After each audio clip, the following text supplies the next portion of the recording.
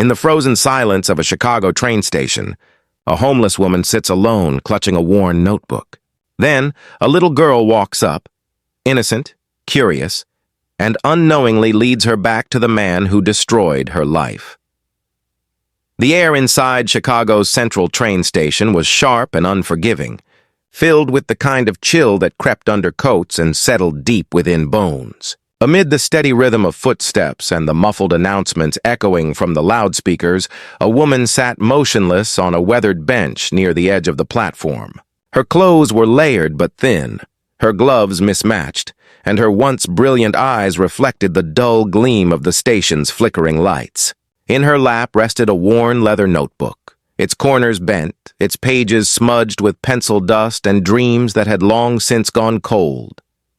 Each line she drew was deliberate, as if she were trying to rebuild something invisible, brick by fragile brick. To most passers-by, she was just another face in the city's endless current of forgotten souls. But there was something about her stillness, something intentional, almost haunting, that set her apart. Her hands, though calloused and chilled, moved with precision.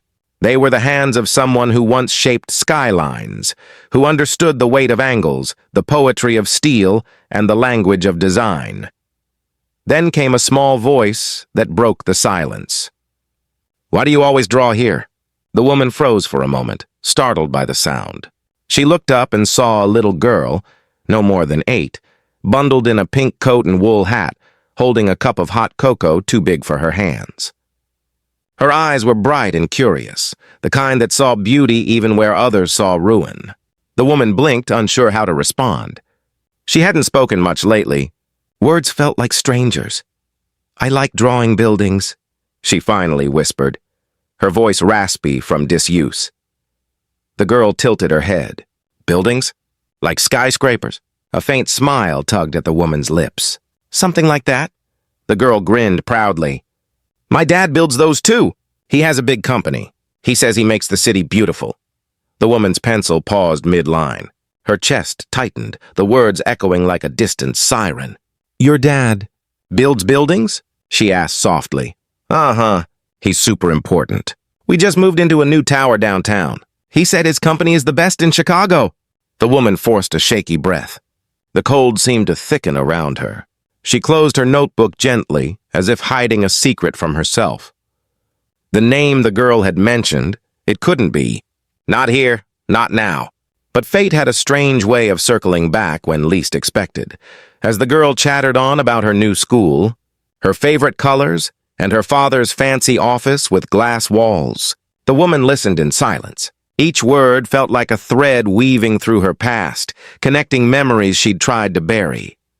6 months earlier, she had stood at the top of that world. Her name once appeared in glossy magazines under headlines like "Chicago's Rising Architect" and "The Visionary Behind the Skyline." She had built her firm from scratch, fought for every contract, and inspired a generation of young designers, especially women who looked like her. But her greatest design had been her own undoing, trusting the wrong man. Her ex-fiancé, her business partner, had not only stolen her firm's funds but her future.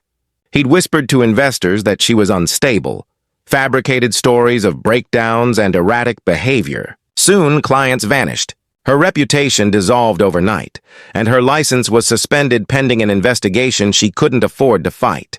She had gone from penthouses to park benches in a single season, and though she'd begged for justice, every door had closed, sealed by her ex's connections, his wealth, and his charm.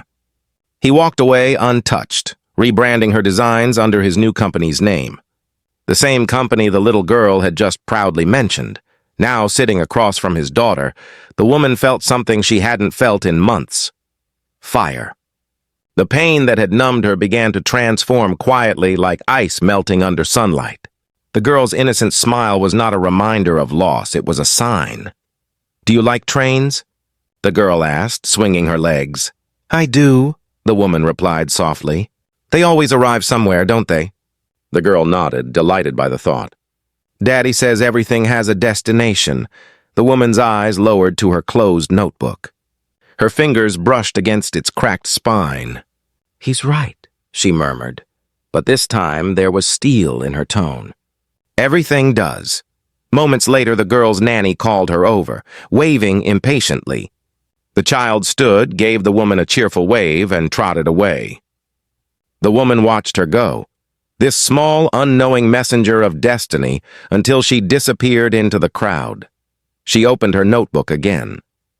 The page she'd been sketching was blank now, the pencil hovering over it.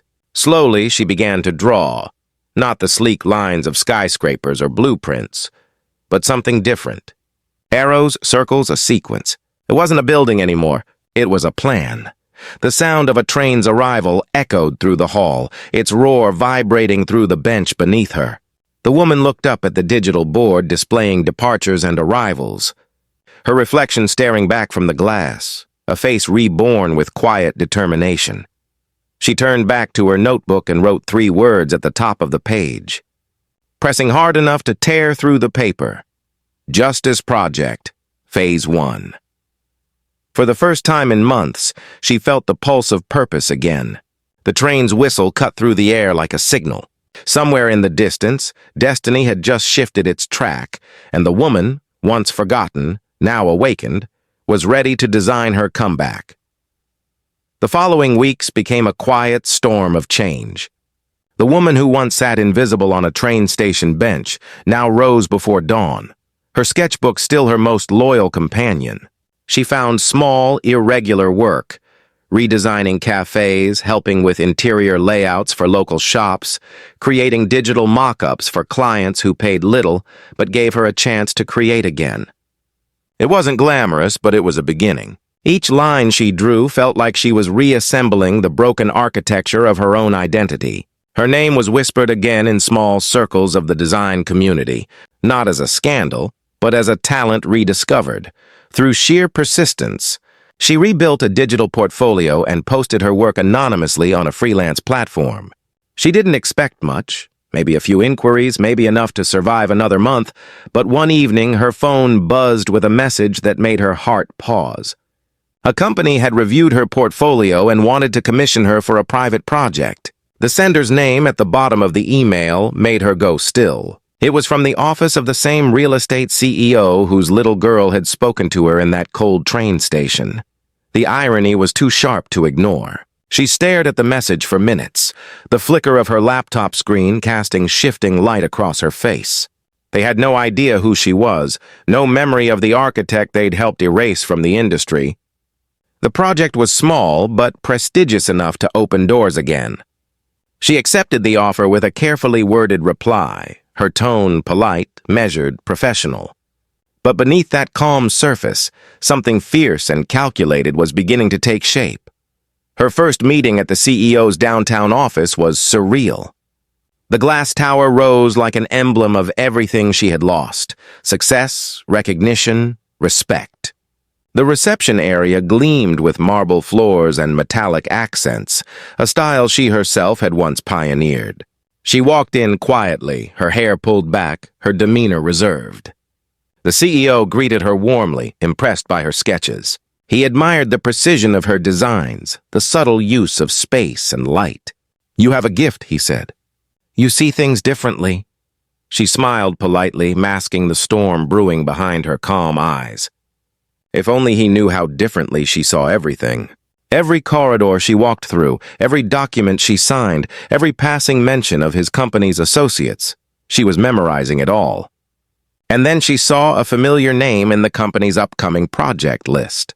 It was written casually in a corner of a printed proposal. Tiago Santos, external consultant. Her breath caught. The letters seemed to burn through the paper. Tiago, the man who had once promised her a lifetime of partnership, then left her reputation in ashes. She studied the document carefully, her eyes scanning every figure, every signature. It didn't take long to notice irregularities, the same pattern she remembered from the accounts he once managed at her firm. He was back to his old tricks, but this time, he was working with the CEO's company on a multi-million-dollar urban development project. That night, in her small rented room, she opened her laptop and began tracing connections. It was like watching an infection spread through a body she once helped build. Tiago's name appeared on board memberships, shell companies, consulting networks. Money flowed in circular routes that always ended in his accounts. It was systematic theft disguised as entrepreneurship.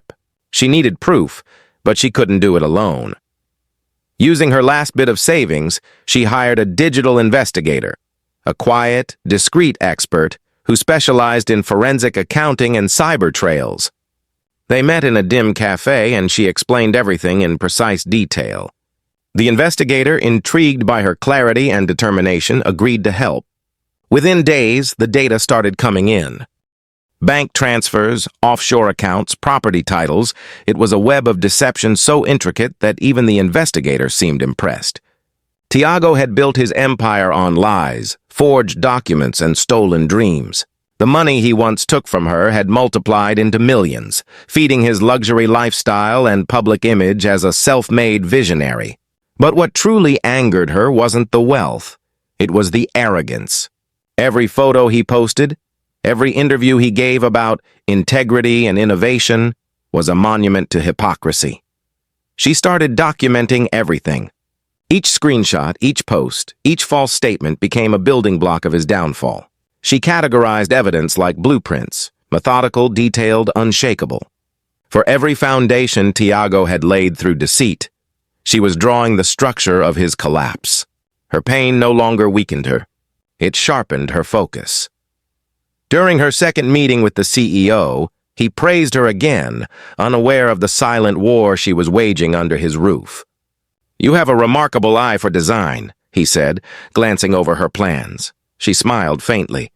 "I believe structure tells a story," she replied, "even when people try to hide what's beneath it." That night, back at her desk, she opened her notebook again. The words Justice Project, Phase 2 were written boldly across the page. Her pencil moved fast, sketching not buildings this time, but connections, names, dates, timelines. Her revenge was not going to be loud or impulsive. It was going to be architectural, planned, layered, and inevitable. By the time dawn touched the horizon, she sat back and stared at the map of evidence before her. It looked like one of her old blueprints, precise, deliberate, beautiful in its symmetry. The foundation was set, and somewhere in the glittering skyline of Chicago, Tiago Santos was sleeping peacefully, unaware that the same woman he had destroyed was now quietly designing the structure of his fall. She whispered into the stillness, almost to herself, "You built your empire on lies. Let's see how strong your foundation really is." The morning she decided to end it all, his lies, his empire, his illusion, Chicago's skyline looked sharper than ever.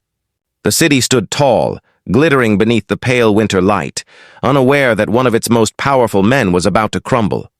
Months of quiet labor had brought her here.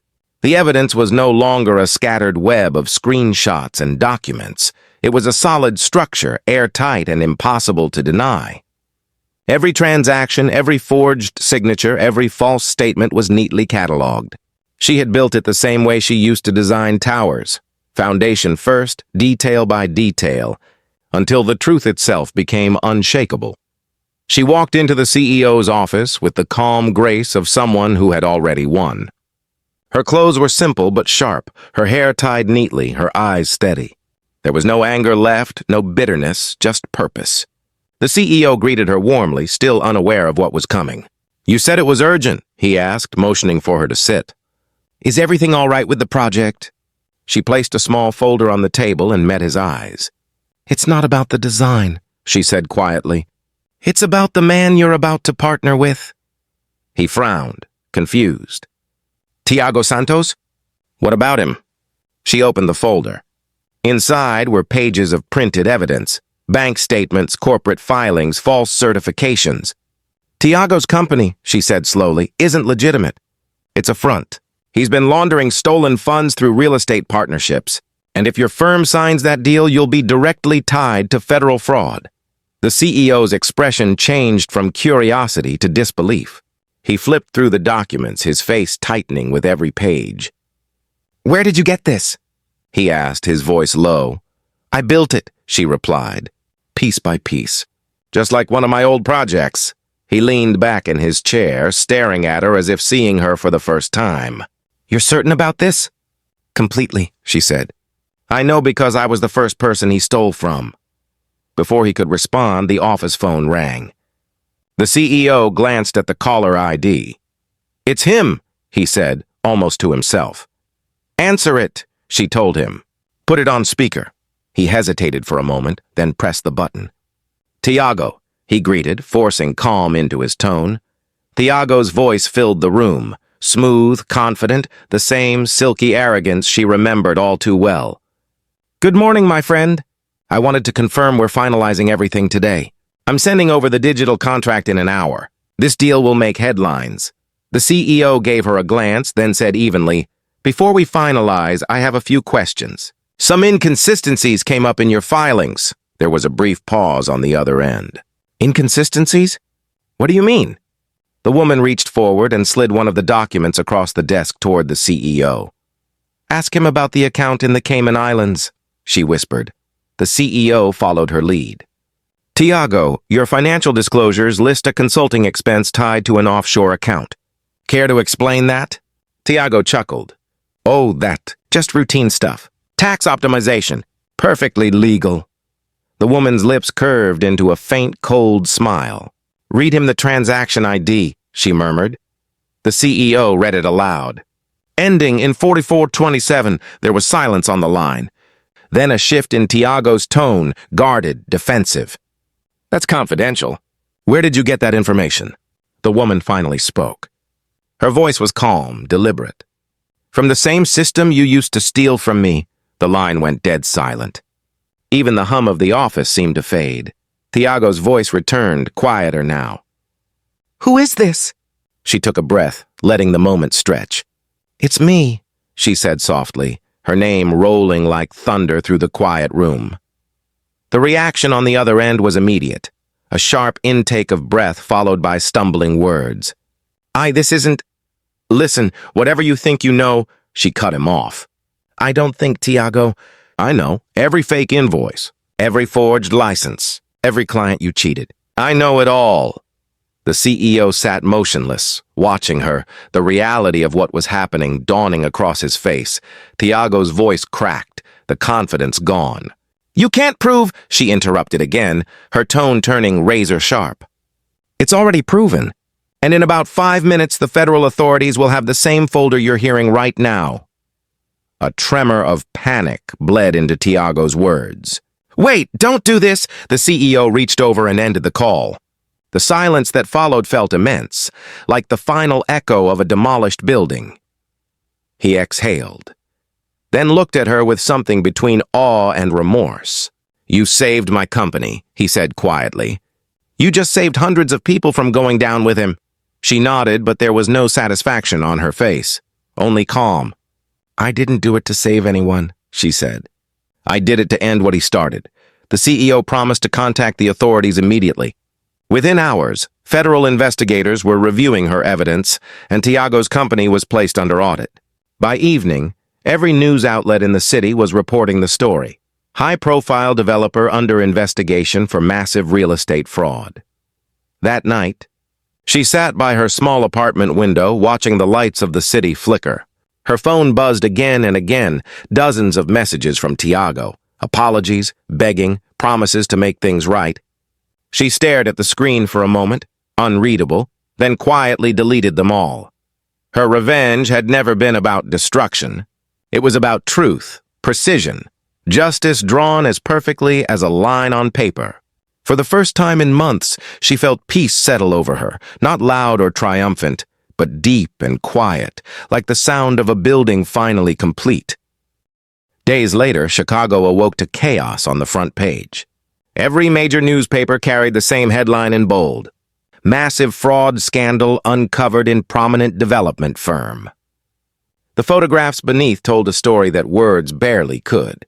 Tiago Santos being led into a courthouse, his once polished confidence replaced by panic. His assets were frozen, his reputation shattered, and the federal investigation that followed uncovered an empire built entirely on deceit. Every investor he had cheated, every signature he had forged, now stood as a monument to his greed. The fall was fast, merciless, and complete. For the woman who had once lost everything, the world suddenly felt lighter. The truth was out, and with it, her name was restored. The same media that had once labeled her unstable and unfit now called her the whistleblower architect who exposed one of the biggest frauds in Chicago's history. But she didn't care for fame or applause. What mattered was the silence, the beautiful quiet that comes when justice finally takes the place of chaos. She slept soundly for the first time in years, her nightmares replaced by dreams of design, creation, and peace. Soon after the scandal broke, messages began pouring in. They weren't from journalists or business partners, they were from women. Former employees of Tiago's, fellow architects, and designers who had been silenced, humiliated, or financially ruined just like her. One message read, "I thought I was alone until I read your story."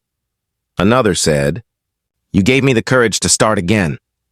She met with many of them over coffee, listening to their stories, offering guidance where she could. What began as small conversations turned into something bigger, a network of women helping one another rebuild. She used her restored credibility to launch workshops, mentor programs, and design incubators for women who had been overlooked or underestimated. With every project she supported, it felt like laying another brick in a foundation built not from vengeance, but from solidarity. 2 years passed, and the city that once forgot her name now celebrated it. Her new firm, Phoenix Design Collaborative, had become a symbol of resilience. She had founded it with a clear vision, to rebuild communities, not just structures. Her company prioritized low-income housing, green spaces, and accessible design for neighborhoods often ignored by the elite developers she once worked with. The same precision she once used to craft luxury skyscrapers, she now used to create shelters, libraries, and schools. Each building she designed told a story, not of power or wealth, but of rebirth. In her office, sunlight spilled through tall windows, illuminating the walls lined with blueprints and photographs. Among them was a picture that held the deepest meaning, her and a young girl smiling on a construction site, both wearing yellow helmets too big for their heads. The same little girl who had unknowingly reignited her spirit years ago at that train station now sat in her life as family, her adopted daughter. The adoption process had been long, but from the moment she held the child's hand again, she knew it was meant to be. The girl, now older, loved to draw, always carrying her own small sketchbook wherever she went. Sometimes the woman would catch her sketching buildings and smile, remembering where it all began. Life had come full circle. One crisp autumn evening, she stood behind the stage curtain at a grand gala, her name moments away from being called. She had been nominated for Architect of the Year, an honor she had once dreamed of but never imagined she'd touch again. As she stepped onto the stage, the hall erupted in applause that echoed through her very bones. She looked out at the crowd, faces of colleagues, students, friends, and even a few who had once doubted her. When the microphone was handed to her, she took a breath, steady and strong. 2 years ago, she began, I thought my story was over. I believed that when someone destroys your reputation, they destroy your future. But I was wrong. Her voice carried warmth and quiet power. The best revenge is not destruction, it's creation. It's building something so strong, so full of purpose, that those who tried to break you become irrelevant to your story. The room fell silent, not from emptiness, but from awe. Then came the applause, thunderous, unending. Tears shimmered in her eyes, not from sadness, but gratitude. She wasn't applauded for exposing corruption or rebuilding her firm. She was applauded for enduring, for transforming pain into power. That night, as the city lights flickered across the skyline, another light glowed somewhere far away, in a prison cell. Tiago sat on a metal bed, the faint glow of a small television illuminating his face. On the screen, she stood radiant in her evening gown, holding her award, her voice echoing through the speakers. He watched in silence, realizing too late that he had never defeated her. He had simply forged her into something indestructible. She no longer thought about him, not in anger, not in triumph. He had become a footnote in a much larger story. As she walked home with her daughter that night, their laughter drifting through the cool air, she felt something deeper than satisfaction. She felt legacy. She had rebuilt her career, yes, but more importantly, she had rebuilt her life. Brick by brick, truth by truth, until her world stood taller than ever. Her buildings no longer reached for the clouds. They reached for hearts, for healing, for hope. And in the city that once buried her name, her story now lived forever, as proof that no amount of betrayal can destroy a soul determined to rise.